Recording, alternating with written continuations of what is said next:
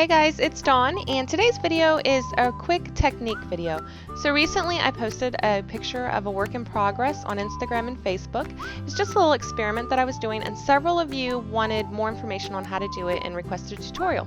So that's what we're going to be doing today. So here's a shot of the work in progress that I posted, and this is actually a super simple technique, and it uses a stamp set that I know many of you already have. It creates this great hand-painted look, and we're using our stamps to do it, so it's super simple. We'll be using Fresh Cut Florals and Heartfelt Holiday. We'll be using this little cup here as a container to hold our arrangement. So for this technique, you'll be using Distress Inks. You can use either the pads or the markers. I'm going to be using both today. You need your glass of clean water, a paintbrush here. I actually discovered I really like this Derwent paintbrush. It came in this set of watercolor pencil sets that I bought for my son. I like the stiffer bristles on this brush and the fact that it doesn't hold quite as much water as my higher quality brushes, so it makes it perfect for working in smaller areas. Now this cup is a solid image, but we don't want to transfer that entire solid cup. So I'm going to show you how you can make this image work for you. Now I'm going to zoom in here so you can see, but what we're going to do is we're going to take our marker and we are just going to outline the edges. We're not going to be perfect about it, and I'm actually going to get a little bit more color in this lower corner here, you'll see, because that's where, you know, the shadow, if the cup were rounded at the bottom, that's where it would be darker anyway. I'm going to hit the handle and then just a little bit of that other side of the cup, and then I'm just going to stamp this. Now this looks great just like this. It kind of already looks like watercolor, but I want to pull a little bit more of that color and soften some of those lines. So I'm going to dip my brush into water, and I can either pull the excess water off with my fingers or I can dab it onto a paper towel. Now here I'm going to dab it at the base of the bristles. Now what this is going to do is it's going to pull the water completely out of the brush. Normally if I were to just hit the tip to the paper towel, it would pull the water off the tip, but I would still have a lot of water left in the base of that brush, and I wouldn't realize how much I did, and I could actually put too much water on this image. Since we're using stamps to transfer ink, we don't want to use a ton of water here. You just want what I've referred to as a thirsty brush. It's damp, but it's not soaking wet. So now I've just wet all of the edges and pulled that color around a little bit. You see I've left a lot of white space, and you want to do that. With watercolor, the white paper acts as your white. You can't add white back in. So it's always easier to add in more color if you need to later. Now here you can also do it with a pad. I'm using what you would call like the rock and roll technique, where I'm just kind of rolling the edges into the ink pad. Then I'm going to stamp it down. Again, here you can see that it's a little bit darker, a little more vibrant. This one you definitely want to soften out with the water. And I've noticed that with the pads, you do get much more color transferred to the surface of your stamp than you do with the markers. It's just a little more intense.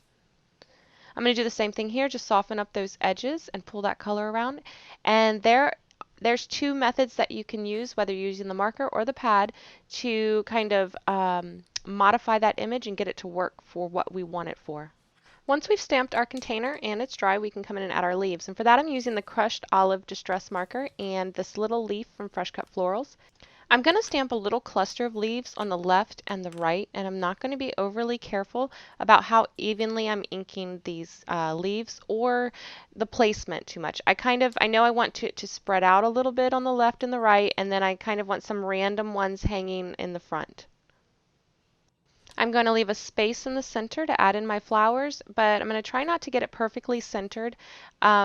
Floral arrangements that are perfectly symmetrical or centered just look kind of odd. You need that you can call it randomness, but we all know that floral arrangements, there's actually a method behind arranging them, just like any other design or art form.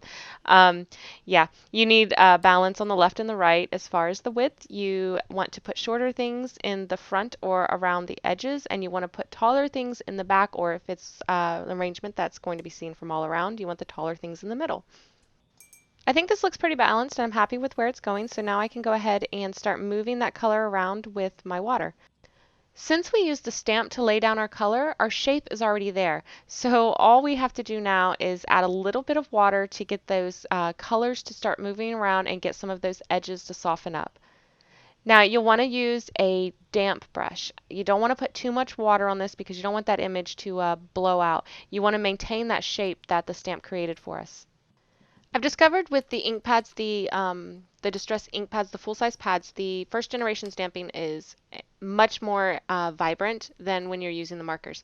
And here I'm going to show you the difference between a first generation stamp and then the second generation stamp and the results that you get. What you prefer will really be up to you and your personal preference. I like the second generation stamping, and then I can come in and add my own details where I want. But if you're in a pinch and you just, don't want to have to mess with it again afterwards, first generation stamping works as well. Again, it's just personal preference. I've added my focal flowers here using the second generation stamping, and now I'm going to just bring in my water and kind of move that pigment around. This stamp set is perfect for this particular technique because it does have these detailed images, the detail stamp. The 2 and 3 step stamp sets, they usually have like a base layer and then a detail layer and sometimes an even further detail layer. This is great because you get that color right in the center and then you can pull it out with your brush and the water and it kind of fades out into that softer color. So any of these stamp sets would work great with this technique. Now you see there's still some white space around those flowers. I'm not even going to worry about that because I can come back in with a brush later and then just fill those in. Again, white space in your watercolor is essential. Otherwise, all of the colors will be right on top of each other and you won't have any separation. That white space really helps to serve some separation and keep the colors from becoming muddy. Using another image from the stamp set in Dusty Concord, I'm adding some more flowers.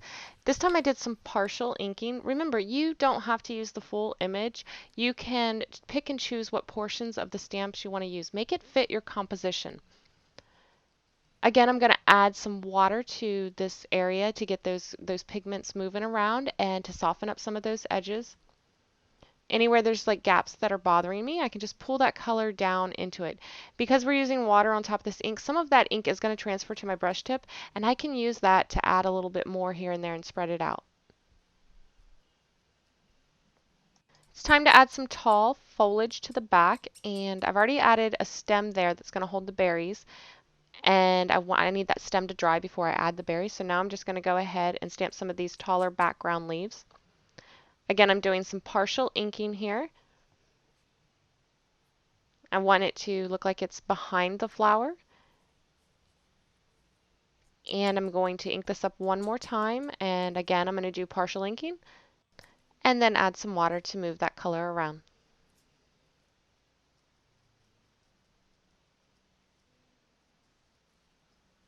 While I've got some of that color still on my brush from where I moved it around over those stamped images, I'm going to pull some of that color out and create the suggestion or the illusion of some more foliage back here. Make it look like it's, recessed further back and a little bit out of focus.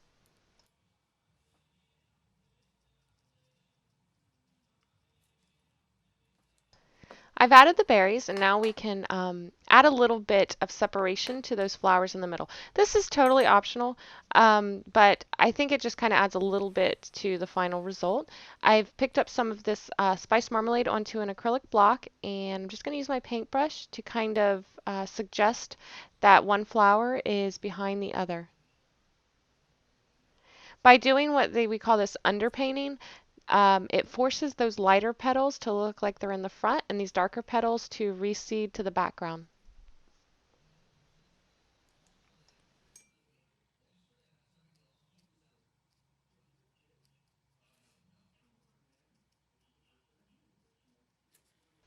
I'm going to do the same thing with the leaves. I'm going to pick up some of the peeled paint on an acrylic block and just start adding a little bit of depth, a little bit of shadow to all of the foliage. Again, this is optional. I think it looked fine before, but I think by now you all know that I don't know when to quit. So I'm adding more.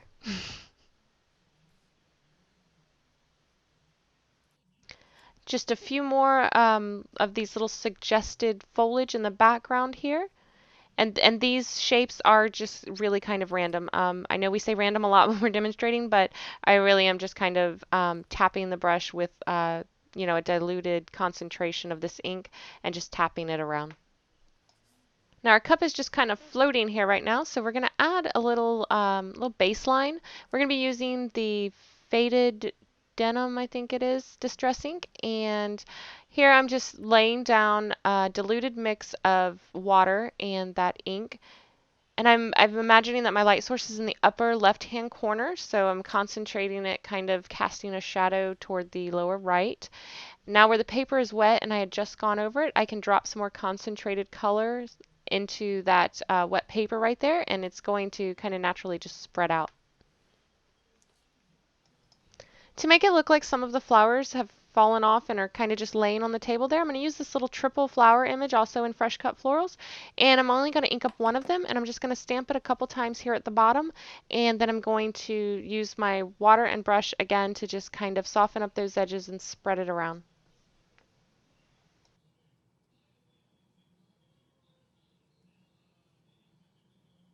Once our image is completely dry, we can add our sentiment. We'll be using our Old Gold Pure Color dye ink here, along with the Thinking of You sentiment that's also included in the Fresh Cut Floral stamp set. So there you have a quick and easy way to use your stamps to create these hand-painted looking watercolors. I really love this technique and I can't wait to try it with some of the other flowers and Fresh Cut Florals. I think the possibilities are just endless. I really hope that you liked today's video. Don't forget, all of the Wplus9 supplies can be found at Wplus9.com, and you can connect with us on our blog at stampawaywithme.blogspot.com. You can also find us on Facebook, Twitter, and Instagram. Thanks so much for watching. I will see you next time.